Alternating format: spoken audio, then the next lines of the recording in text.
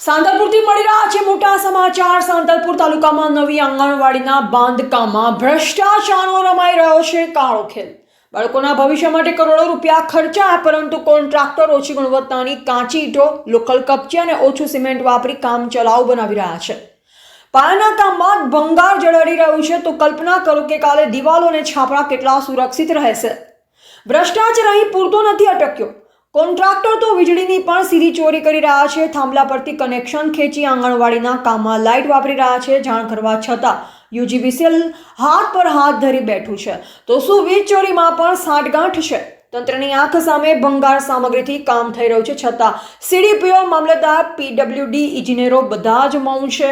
આ મૌન એ ઘણું કહી રહ્યું છે કે કોન્ટ્રાક્ટરને ક્યાંક ને ક્યાંક અધિકારીઓનો આશીર્વાદ તો મળી રહ્યો છે, કે પછી અધિકારીઓની આંખમાં કઈ ટકાવારી છે। અને આવા કામોમાં જો ભ્રષ્ટાચારની ભેટ ચડે તો ભૂલકાઓનું ભવિષ્ય જોખમમાં મુકાય છે। વાત હજી આટલે અટકી નથી, અને સવાલ એ છે કે શું આંગણવાડીના નામે ભ્રષ્ટાચારનો કાળો ધંધો જ ચાલશે?